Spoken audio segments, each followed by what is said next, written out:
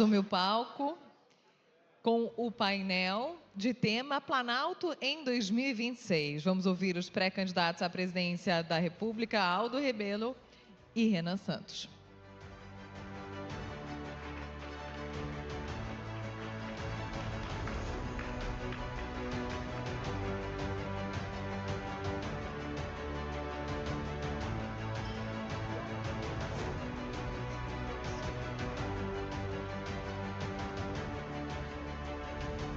Bom dia ainda ou boa tarde já, minha gente? Passou de meio-dia, mas não almoçamos, eu vou num boa tarde aqui para ficar. Deixa eu aproveitar enquanto não ligaram esse relógio do pânico, para explicar. Então, vocês ouviram... Oi, presidente, Rodrigo Maia chegou aí, tudo bem? Bom dia. O Ronaldo Caiado não conseguiu o teto para voar, nossa ideia era fazer uma espécie de debate com 3 pré-candidatos. Enviou essa mensagem. Meninos... porque o Aldo tem espírito jovem, né? Gosta de ser revolucionário até o fim da vida, começa comunista, termina secretário do Ricardo Nunes, no Democracia Cristã, vamos entender, né? Nem por isso vai ser um papo menos dinâmico, a gente vai falar de Brasil, a gente vai falar de eleição, a gente vai falar de proposta, quero ouvi-los. Teremos 15 minutos, é isso? Vou só pedir para me confirmarem aqui. Queria trabalhar com um pouquinho mais de tempo, já que somos 3. Eu acho interessante começar esse debate, porque nós temos 2 modelos muito distintos de pré-candidatos aqui, pelo menos na forma, né? O Aldo Rebelo foi tudo, foi deputado 5 vezes, 6 vezes, presidente da Câmara dos Deputados, ministro de Luiz Inácio Lula da Silva, ministro de Dilma Rousseff, ministro de Michel Temer, trabalhou com Ricardo Nunes na Secretaria de São Paulo, foi do Partido Comunista ao Democracia Cristã, onde ele está hoje.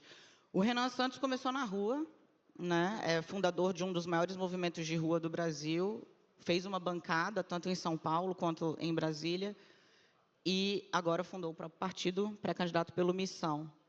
Vou começar pelo Aldo. Explica um pouco por que você decidiu percorrer essa trajetória toda da esquerda, de fato, de uma militância de mais da metade da sua vida, para onde o senhor está hoje. O que te levou à direita, digamos assim? Bom dia, Renan. Lamentar que o meu amigo Caiado não pôde comparecer. Esse aeroporto é perigoso. Foi aqui onde se deu o acidente com Eduardo Campos. Então, é preciso ter cuidado. Daniela, a minha trajetória acompanha as minhas convicções. Eu penso o que sempre pensei do Brasil. Defender o desenvolvimento do país, defender a soberania, defender a redução das desigualdades, defender a democracia, que foi a minha vida. Eu fui estudante na época do governo militar, lutando pela anistia, lutando pela Constituinte, pela liberdade de imprensa, lutando pelo desenvolvimento do Brasil. Fui ministro do presidente Lula com essa agenda, fui relator de Código Florestal, de lei de transgênicos, critiquei demarcação de Raposa Serra do Sol e penso mais ou menos a mesma coisa. E a minha pré-candidatura se dá em torno do objetivo de fazer parte desse debate. O Brasil é um país rico e interditado. O problema do Brasil não é de capital, não é de investimento, não é de tecnologia. O problema do Brasil é uma interdição institucional. É um Supremo que proíbe uma Ferrogrão, o Ministério Público que proíbe o petróleo, o outro que proíbe Autazes, potássio, o outro que proíbe uma ferrovia, uma hidrovia, tudo no Brasil está interditado. É preciso desinterditar o Brasil. Uma mina de potássio não, de terras raras, autorizada, rendeu 14 bilhões de dólares. Nós poderíamos ter 200 minas dessas, mas tudo isso está interditado. Então, o primeiro debate é desinterditar o Brasil. Como é que vai fazer o ajuste fiscal? Eu já deixo o senhor retomar a ideia, porque se eu não segurar o relógio aqui, o senhor vai que vai, porque eu conheço. O senhor fala que o Brasil está interditado e que isso é um problema institucional. Renan, muita gente vê o MBL como parte dessa disrupção, digamos assim, né? Que ganhou as ruas em 14, 15, 18 deu o fruto institucional mais forte, foi o Bolsonaro presidente. Você se vê parte da solução ou do problema? Olha, eu me vejo integralmente como parte da solução, até porque o MBL foi parte da solução de um país que despertou. Mas o que há no surgimento da direita é uma crise de liderança. A liderança de direita brasileira, que era o Jair Bolsonaro, era um completo idiota. E aqui já me apresentando, meu nome é Renan Santos, tenho 42 anos, fundador do Partido Missão, fundador do MBL, futuro presidente desse país, e quero colocar as coisas de maneira bem clara. Todo mundo perdeu tempo e gastou muito tempo no debate político brasileiro, discutindo um projeto morto, que é o projeto das esquerdas brasileiras, e a resposta a isso, que foi um projeto natimorto, que é o projeto do bolsonarismo, que nunca teve proposta para o Brasil. E muita gente falou, a resposta a isso seria a polarização. Ah, não, tem uma polarização e nós vamos ficar presos nisso. Alguns dos pré-candidatos que deveriam estar aqui presentes, o Zema e o Caiado, adotaram um caminho. O caminho de seguirem na sombra do Bolsonaro. É um jogo. Flávio Bolsonaro foi pego num escândalo, eles nada... O Zema ensinou, olha, isso está meio errado. Não está meio errado. Flávio Bolsonaro é um escroque desde sempre, me desculpe os termos aqui, são pessoas elegantes que estão aqui presentes, mas é isso. E nós não podemos permitir que escroques assumam a presidente da República e tampouco um grupo político que está presente hoje, o petismo, que vai ficar rifando o nosso futuro. Nosso futuro pode ser incrível e glorioso. Em 30 anos, o Brasil tem que ser uma das 5 maiores nações do mundo. E eu estou propondo, junto com uma geração toda nova, não à toa lidero essa geração nas pesquisas, um tipo de Brasil que vai poder enfrentar todos esses problemas, enfrentar a questão das terras raras, ganho de produtividade e assim construir um grande futuro. Então vamos começar bate-bola rápido aqui. Aldo falou de ajuste. Pré-candidato, começa o ajuste fiscal por onde? Pela receita, tá certo. Tem que ser pela retomada do crescimento. Você pode cortar despesa? Pode. Vai enfrentar resistência do judiciário, do Supremo, das corporações, mas pode cortar despesa. O desperdício é grande. Mas o ajuste ou é feito pela receita ou o país amplia a base da arrecadação, porque o presidente Lula quer aumentar a arrecadação aumentando impostos. O resultado é a maior fuga de domicílios fiscais do Brasil, fuga de empresas para o Paraguai e para a China. Quem não quebrou? Quem imaginou que grandes empresas que quebraram recentemente iam quebrar? Então, o ajuste tem que ser aumentando a base da arrecadação e, se possível, com a redução da carga tributária. Aumenta não a base vejo da outra arrecadação alternativa. como? No andar de cima? Olha a plateia. Aumenta a base da arrecadação como? Taxando o andar de cima? Falei para o senhor ver bem a plateia. Aumentando a base da arrecadação e, se você aumenta a base da arrecadação, olhe, se o país passar a crescer 4% por ano, a curva de juros vai embicar para baixo. Se o país passar a crescer 4% por ano, a relação dívida-PIB vai embicar para baixo. E aí você pode reduzir, inclusive, a carga tributária para evitar que as nossas empresas vão para a Guiana, vão para o Paraguai, vão para a China. Você pode fazer isso aqui. Então, o ajuste é aumentando a receita pela... Você sabe programar em Java, mas você sabe projetar um sistema inteiro? Meu nome é Aldo Moraes, eu sou Java Champion e eu vejo essa história todo santo dia. Desenvolvedores dedicados que estudam muito, mas que evoluem. Pelo crescimento da economia. Qualquer economista sabe disso. 4% de crescimento, o Brasil não terá problema para enfrentar. Renan Santos, é fato, se foi eleito o seu ministro da Fazenda, é o Kim Kataguiri, qual é a receita do crescimento ou do ajuste fiscal dele? Seria um ministro maravilhoso, Kim Kataguiri, o deputado que protocolou a PEC, que resolve a questão na área da despesa, vou discordar do meu amigo Aldo, nós temos que fazer um ajuste na área da despesa, e a PEC protocolada que já endereça esse assunto, é uma PEC de 3,3 trilhões em economia em 10 anos, é uma PEC justamente que o Kim começou a endereçar. Temos que começar a andar pela área da despesa, porque temos que dar um choque de credibilidade nas contas públicas do Brasil. O choque de credibilidade vem, os investimentos vêm, e a gente tem as duas coisas ao mesmo tempo, que é o crescimento somado ao fim da tensão no longo prazo para os investidores, entendendo que o Brasil será um país capaz de arcar com seus compromissos. Essa é a base de um crescimento econômico sustentável e mais, todas as experiências internacionais e a literatura séria a respeito dão conta de que o ajuste mais duradouro é sempre o ajuste no campo da despesa, que é o que nós vamos fazer. Corta onde? Me explica. Porque é fácil falar cortar na despesa. Vamos cortar a despesa. Como? Não, no que é mais impopular, Dani. Eu vou começar já com o mais impopular. Desindexando tanto a aposentadoria quanto o BPC do salário mínimo. Ninguém vai querer falar isso nas eleições. Os demais fiscalistas que colocam ali, volto a colocar. O Flávio disse que não ia ter proposta, ia dançar, provavelmente estaria dançando aqui nesse palco. O Zema não quer falar do assunto, disse que só vai privatizar a Petrobras. Então não garante reajuste real de salário mínimo, nem de aposentado. O reajuste é feito na inflação e o presidente pode fazer o ajuste real. O que não dá para ter são os gatilhos automáticos. Gatilho automático acabou. Desvinculação, temos que fazer uma nova reforma da Previdência e tem que ter coragem de fazer isso e falar isso em público, igual o Milei falou. Não adianta a gente se esconder, senão a gente vai meter um estelionato eleitoral no eleitor e eu não estou afim de fazer isso. Gostei do ritmo, Aldo. Reforma da Previdência 3.0, 4.0. O Lula fez duas, mais ou menos, né? Temer tentou, Bolsonaro teve, Paulo Guedes a versão dele. Como faz? Porque a conta não fecha ainda. O problema econômico é parte do problema político. O Brasil vive um ambiente, uma situação onde quem tem poder é concedido por uma norma, por uma Constituição. A autoridade é concedida por uma biografia, por um comportamento. Respeito entre as instituições tem que ser pelo poder, mas também pela autoridade. No Brasil, infelizmente, quem tem poder não tem autoridade. E é preciso recuperar no exercício do poder a autoridade de quem o exerce, que no Brasil acabou, no Congresso, no Executivo e no Supremo Tribunal Federal. Essa que é a verdade. Da Previdência ele não falou, mas falou de Judiciário. Eu quero saber, reforma do Judiciário é uma pauta que está em voga hoje. Qual é a sua?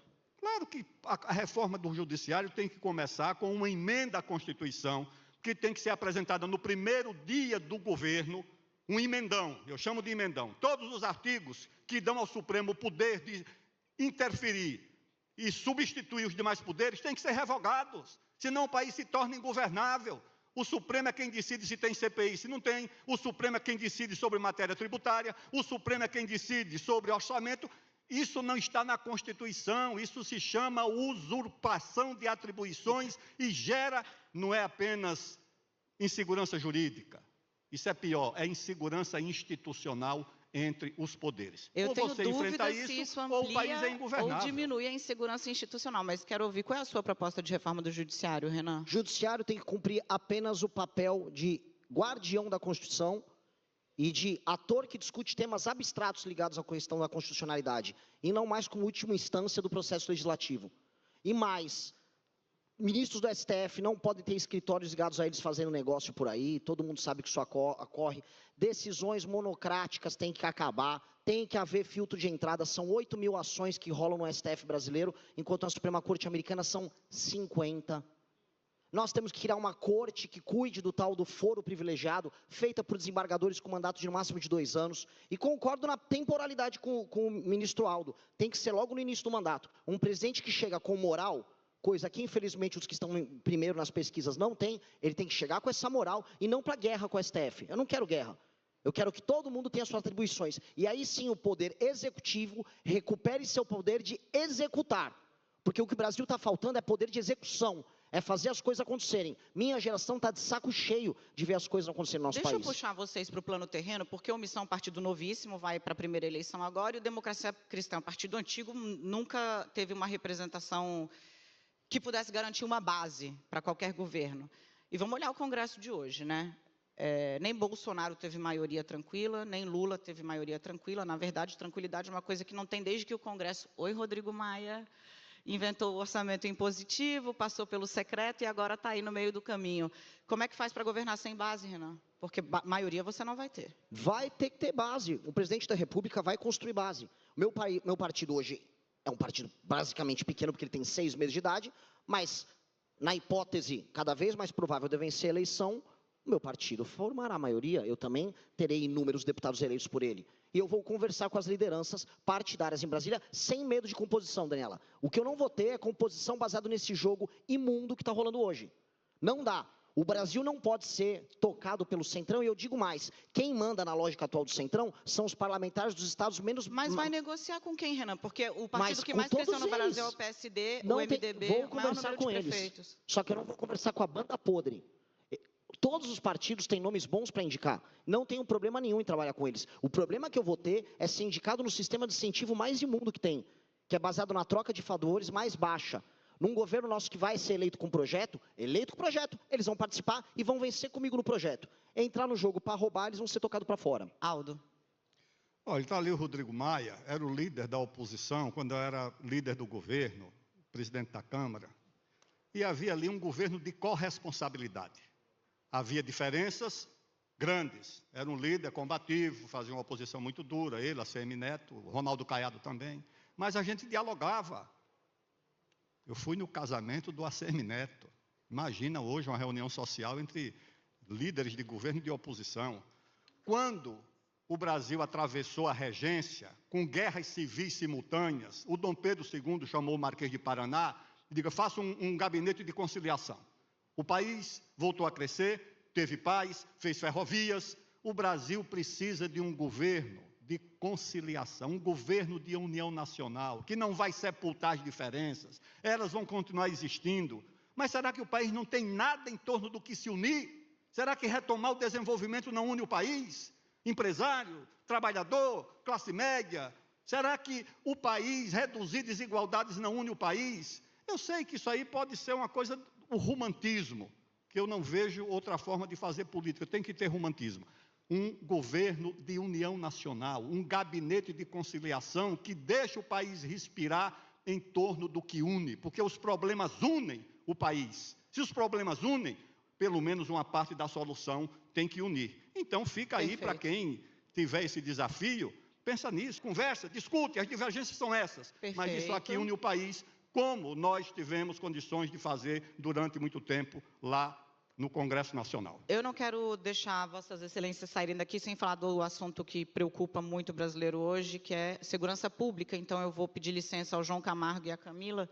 A gente tem ainda 10 segundos aqui, eu vou botar mais um minutinho no meu relógio. Renan, você falou até em pena de morte no Brasil. Estrutura para a gente rapidamente aí qual é a sua ideia para a segurança pública. Gostaria de ter, mas precisaria de uma constituinte. O meu governo, e pegando um gancho de um tema importante, um governo de união nacional é um governo que vai declarar guerra ao crime organizado e vai eliminar toda e qualquer possibilidade de ocupação territorial. Estamos fazendo um evento hoje no Guarujá, a região do Guarujá, a região toda da Baixada, é uma região tomada pelo PCC. Membro do PCC, ou vivo na cadeia, ou morto, apenas para a eternidade. Esse é o papo. Ele cravou 30 segundos, Aldo. Eu creio que você tem que separar o que é o crime comum do crime organizado. O cidadão que comete um crime no trânsito, não tem antecedentes criminais, ele vai ter direito à audiência de custódia, habeas corpus, etc.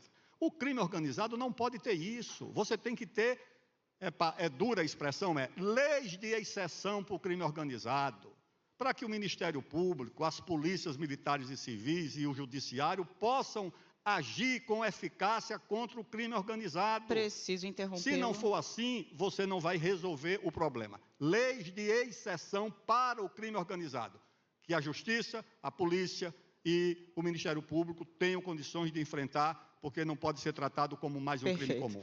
Deixo aos colegas da imprensa a missão de, sem fazer propaganda partidária aqui, para o novo partido, deixo com vocês a missão de seguir questionando os pré-candidatos. Boa tarde.